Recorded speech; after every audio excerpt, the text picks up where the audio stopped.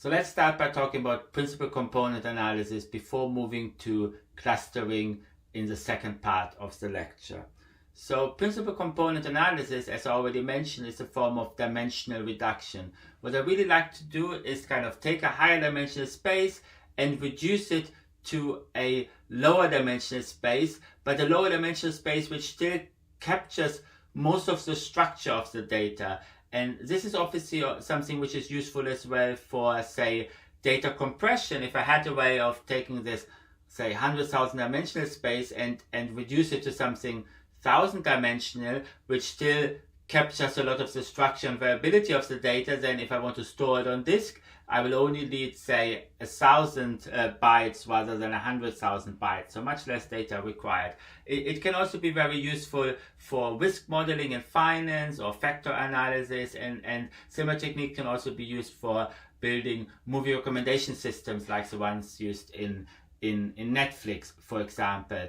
And here on the right is just an example for the data compression case where I kind of have the original data, and then I see once I kind of move to lower and lower dimensional spaces, like if I move to the right, I will kind of reduce further the dimension. I can see how would the reconstructed image look like from this data which lives in a lower dimensional space. And you can see it still looks reasonably identifiable after reducing the data here. So it's just an example of how the data compression would work, for example, in this case. So the more to the right, you have more compressed data. Now, the intuition of PCA is rather simple, actually, and this is something where we will be focusing on first, and which I think is most important for you. Once you understand what's happening there, this is really the most important thing. But for those people interested, I will also provide some mathematical derivations which are actually kind of founded in the concept of the singular value decomposition, which is a concept from matrix analysis, which is quite related to the eigenvalue decomposition we talked about yesterday. So let's just see whether we can kind of draw a picture and look at a little example. So let's just say I have a coordinate system here of two predictors, x1 and x2. And I have data in this space, and I've actually chosen the data to be to have mean 0 and standard deviation 1. So this is kind of mean 0 and kind of standard deviation 1 data. This is something which kind of helps the analysis. It helps to draw the picture, but it also helps the mathematical analysis. It's something you can always do. If you have some data, you can compute the sample mean and subtract it from each column. You can compute the sample standard deviation, and you can also divide each column by the sample error, basically. And then you have the standardized data like we have here. Now the question is, this is a two-dimensional space. This is x2. It doesn't really look very clear, but this is a 2 here. So obviously in 2 dimensions there's not much to reduce. I only have 2 dimensions, so the best I can do, I can reduce it to 1 dimension. So what do you guess would be the best dimension to reduce this data to, if you just look at it a little bit? And for example, you might say, well, let's just say everything is centered around 0, so dimensions would be just effectively rotating one of the axes there. So say I rotated one of the axes in, say, this direction. Would this be a good dimension to reduce this data to? So reducing it to this dimension would be meaning effectively projecting down to this dimension. I will basically kind of start projecting down all those points onto this dimension, and I will basically see some cloud of data in this region here. But this is obviously not very good, because ideally I would like to choose the direction where I capture more variability of the data, because once I capture more variability, I capture more of the structure. So here I seem to be capturing less structure because the data is varying less in this direction. But if I would kind of delete this here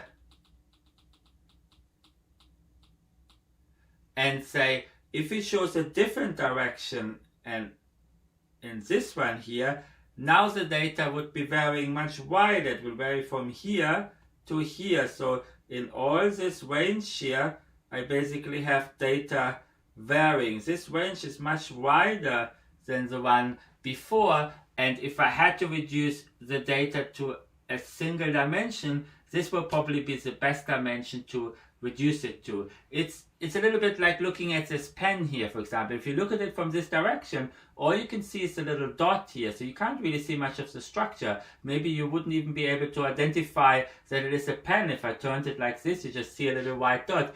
But if I turned it like this, you can actually see it's a kind of lengthy object. It has a little point here at the end. Now you could see much better that it's a pen. The same is true here for this example. If you want to look at the data in a certain direction, so if I want to reduce this data, say I want to look at it just in one direction, or maybe I have a three-dimensional data cloud and I want to reduce it to a plane, which plane do I choose when I kind of point my camera, if you like? So from which direction do you want to look at? Really, I want to look at the direction where the data varies most.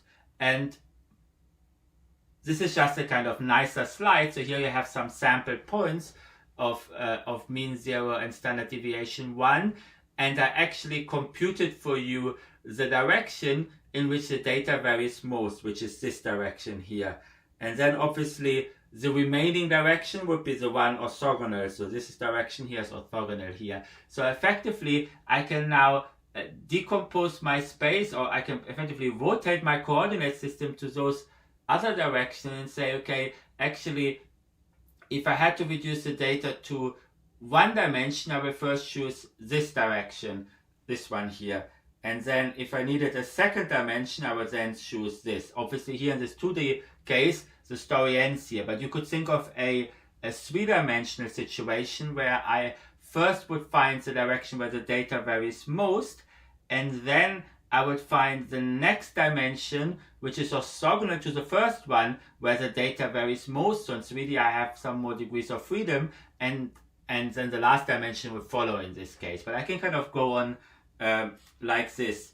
And this is exactly what principal component analysis does. So I kind of decompose my data into those directions, and then I can choose how many I want. If I want 5, I will do this 5 times. If I want 100, I can do that 100 times. I can basically, in principle, I can decompose by effectively rotating my coordinate system. I can find all the dimension in order of where the data varies most. So the first dimension is the one where the data varies most. The second dimension is the one where the data varies most, which is orthogonal to the first one, and so on until the last dimension I have covered the full space. And then I can, once I have done this decomposition, I can now say, okay, now I actually want the first 100 or the first 20 or the first 10. So this is exactly what principal component analysis does. And those kind of those directions are sometimes also called the loadings vectors, which are the ones effectively where the data is projected on, and those the kind of variation of the data in this direction is which is sometimes also called the principal components. So to make this whole thing a bit more mathematically and make the definitions clearer, so imagine now I have my original data here. So here I had data, I have predictors x1 to xp. So my data, in the previous case, it was just two-dimensional x1 and x2, but in general it can have more dimension up to xp. And now I basically take all those data points and I will basically multiply them by what is known as a loadings vector. So the loadings vector, and I can try to explain it in the picture, is effectively, let me see whether I can draw a picture maybe here. So obviously if I have any point, then this point has effectively two components in the coordinate system of x1 and x2. But then if I kind of choose a new coordinate system, say this one here, then obviously it has a new components here, and effectively, so how much, so you see this new component here, this one here, or equivalently this one here, can be decomposed, this direction here can be decomposed as a little bit of this and a little bit of that. So it's loaded by those two directions there. And this is exactly what the loadings vector here means. So the kind of, it's effectively projecting the data, and so my original data is loaded onto the principal component. It might also be useful to write it in vector notation here. So I have Z1, which is the first principal component, and here I would have my original data matrix times my loadings vector U. So I'm effectively projecting my data onto this loadings vector, and this will give me the first principal component. So U is what is called the loading, and Z1, which is the data times the loadings vector, is called the principal component there. And effectively what I want is that in this new, and you can think of it also as effectively the U vectors, so there's one loading for the first one, and then another one for the second one, and so on. The U vectors basically define the rotation. So all the U vectors together define a rotation matrix which rotates the data. So if I not only had this is obviously the U1 vector, if I had all of them, the U1 vector, the U2 vector, and so on, if I would stick them in a matrix and I would write that matrix, which effectively has Z1, Z2, and so on in their columns, this is just Z1 and so on, is effectively just X times U matrix, where U would just be U1, U2, and so on in this column, and U would just be a rotation matrix. So the loadings define the rotation I'm performing here.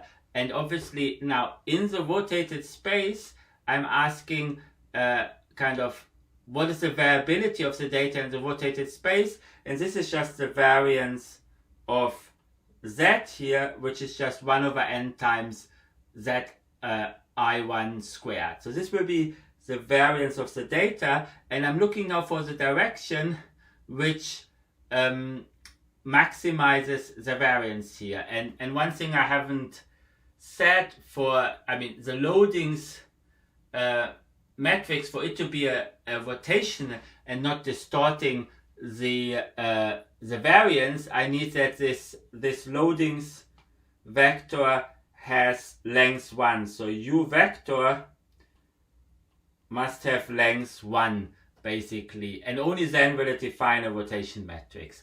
But so this might sound a little bit complicated at first, like lots of indices, kind of read it carefully, try to process it, but all we are really saying is, so we kind of take our original data, we apply some loading which effectively just reshuffles the direction. So instead of having an old direction, I have now a new direction which is kind of 10% of the first old direction, 20% of the second old direction, and so on. And those percentages will be the loadings. So all the loadings do is effectively creating this rotation we were seeing. And now the mathematical problem just boils down to maximizing the variance, finding the rotation which maximizes the variance here. And this is how the mathematical problem looks like. So this is a bit of a mouthful of a mathematical expression here, but effectively we see that this term in the middle is just the variance of this Z1. So this is just variance of Z1 here, of all the data, and obviously this is the variance of Z1 vector, and now I want to average over all data points n, and then I get the variance of all the data points, and now I want to take this variance of all the data points in this rotated direction and find the rotation which maximizes it, subject to this thing having length 1, which is what I already said. If it wouldn't have length 1, it wouldn't be a rotation, it would be kind of applying some squeezing as well. So this is kind of the mathematical way of writing exactly what I said in words earlier. So we have this picture here, and I have the original direction. Now I want to rotate it, and I want to find the rotation which is given by those loadings matrices U. I want to find this U, the rotation in which gives me the direction where the data varies most. So this is exactly what is written in this expression here. Maximize, find the rotation U, or the loading U, which maximizes the variance of the data in this new direction. And once I've done it for the first direction, I can then obviously look at the same problem again, where I now find the second principal component by just maximizing the variance in a direction which is orthogonal to the first one. This is what is written here. So this is just a mathematical way of writing down exactly what I've shown in pictures earlier. But first of all, this optimization problem doesn't look very friendly to you. You might say, okay, oh my god, so many expressions here. But also, it's also not the best way of actually solving this problem in the computer. Just coding this up just doesn't look very nice. And there's actually a better way of doing it. And this is where the singular value decomposition comes into place. And therefore we need a little bit of a derivation here, and hopefully this will be understandable. But just for you to kind of revise that, we have something which is called the singular value decomposition.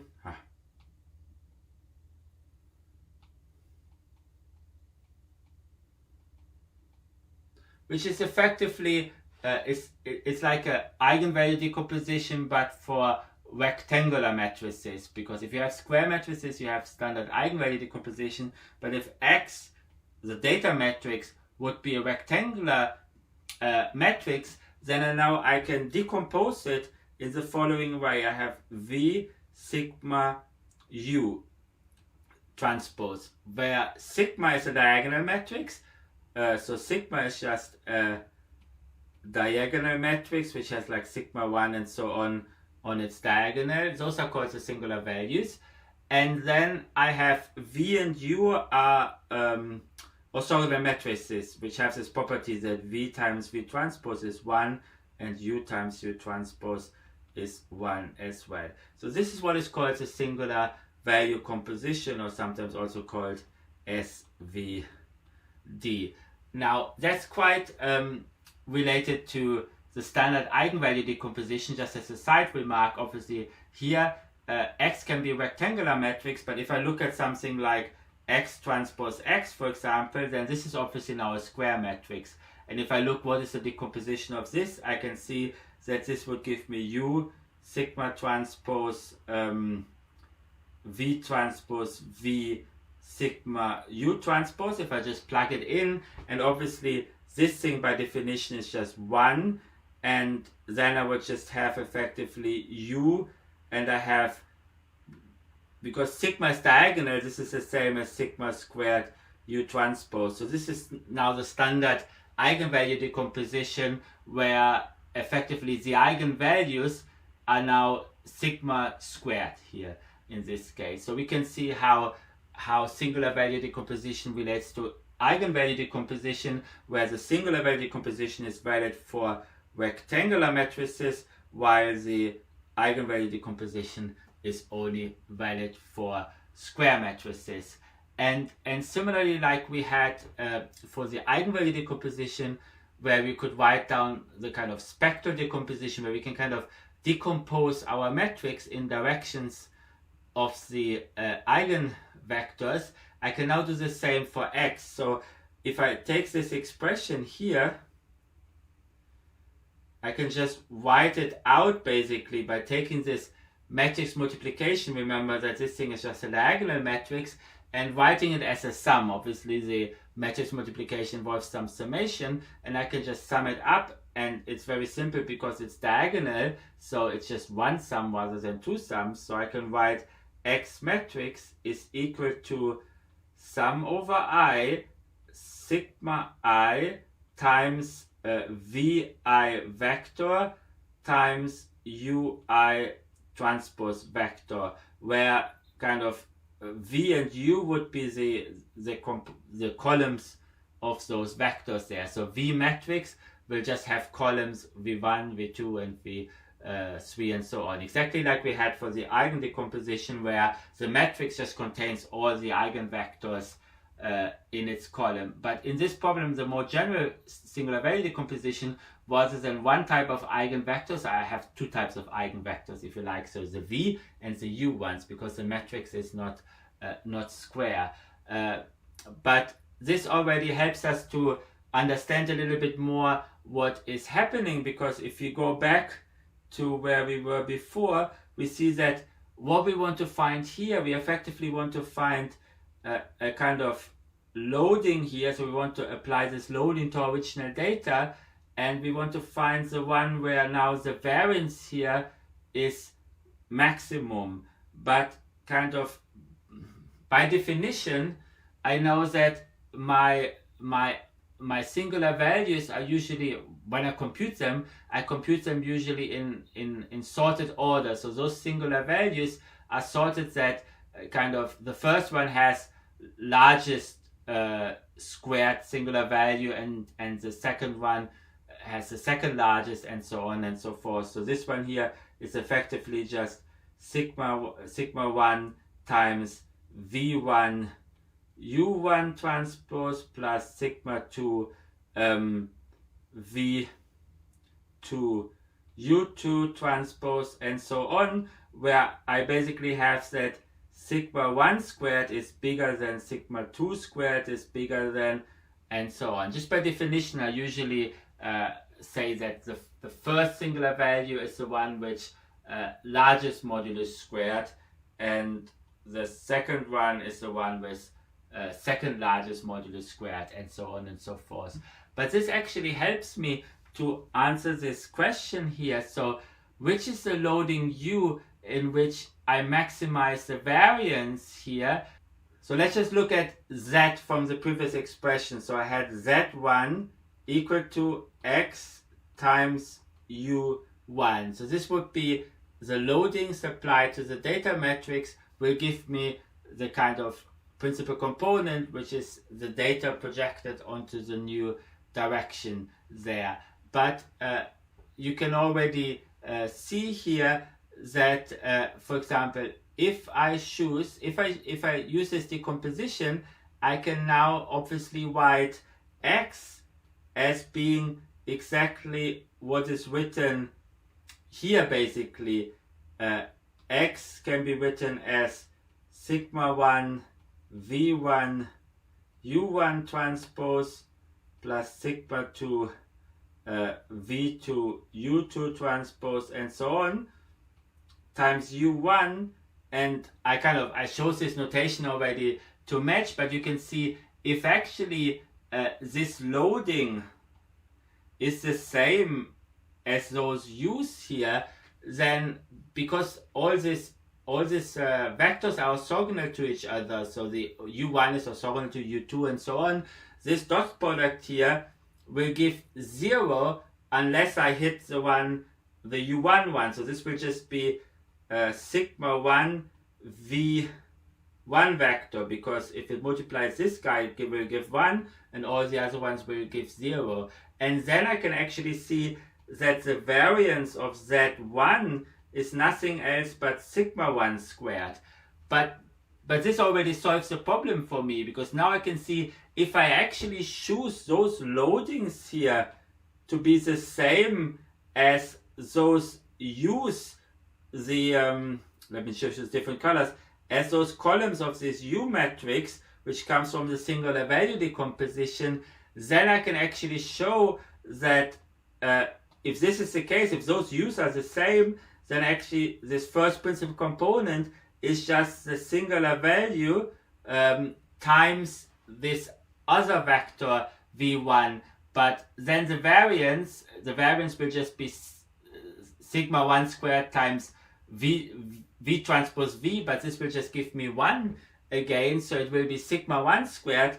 But because I've sorted those to be of decreasing order, I know that actually if I choose the loading u1 to be this type of eigenvector associated to the first singular value, then it will give me the largest variance, and then the second one will give me the second largest variance, and so on and so forth. So all I have to do to compute the principal component decomposition, to do the principal component analysis, all I have to compute is the singular value decomposition. So the math behind it, the numerical algorithm, reduces to find the singular value decomposition of the data. And this is a very standard technique within linear algebra, so the computers have efficient routines to do it. So if you ask it to do a PCA, all it will be doing, it will be obtaining for you the singular value decomposition, which we have written here on the top.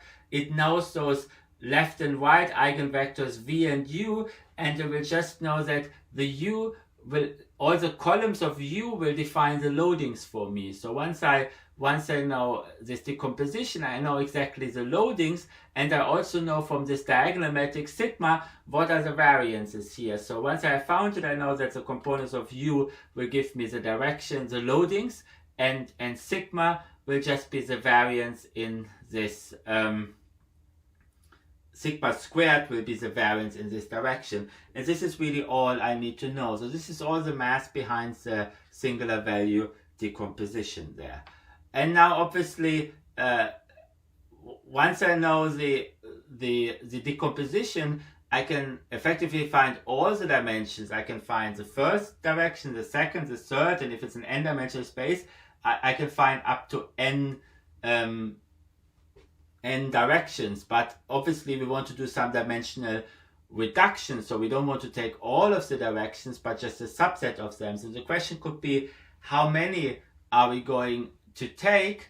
And there's where this concept of proportion of variance explained comes in, because I can just, I know that effectively the variance of all my data,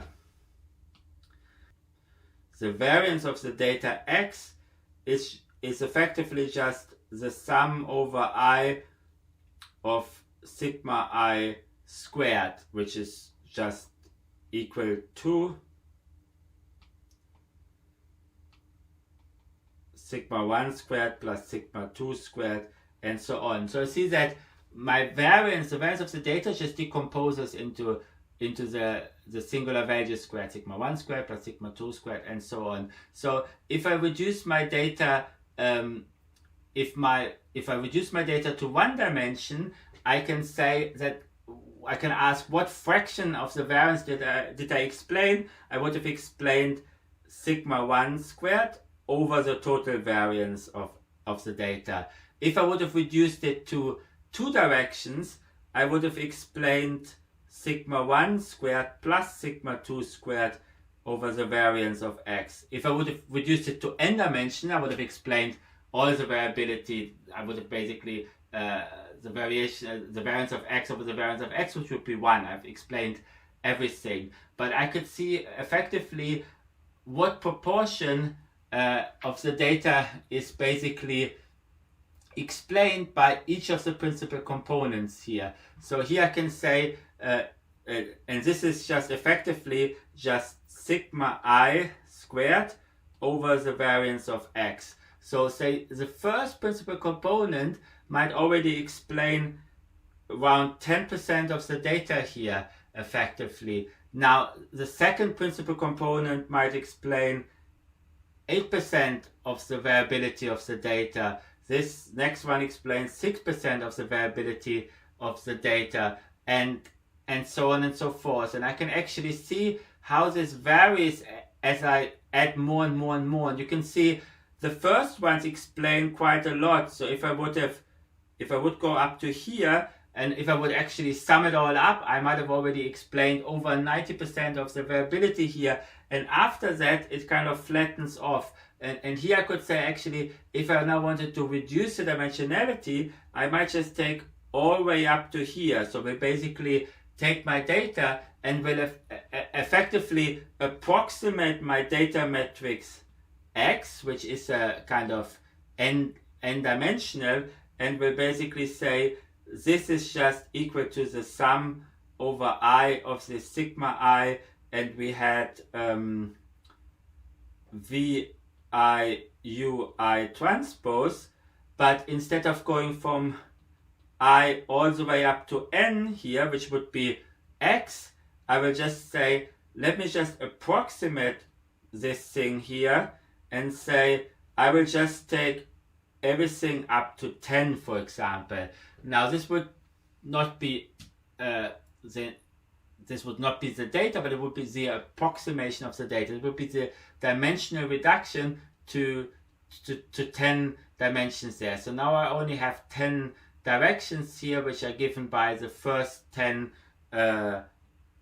eigendirections here, and I know the variances in this direction are just given by the sigma I squared. So I can just go ahead and see how much variance do these principal components explain, and I can really stop there where there's only a marginal improvement. So here I can say up to here explain a lot. Now I don't really explain much. All this additional direction contain a lot of noise and not really a lot of the structure of the data, if you like. So, and this is really how the dimensional reduction happens, because so far I've only explained to you when talking about the singular value decomposition, how do we decompose the whole matrix, but obviously to reduce its dimensionality, we will just kind of truncate this spectral decomposition here and say I only take the directions up to this point basically, and this produces for me the dimensional reduced data which we have here. And so and this plot is also sometimes called a squee plot, which is just a way of plotting the proportion of variance explained by each of the principal components and see how does it vary if I increase the index of the principal components. And generally I'm looking for a point where there's only a marginal benefit of including more principal components, and this is where I kind of stop, and this would be the kind of dimension up to which I want to reduce the data, which would be roughly 10 in this case.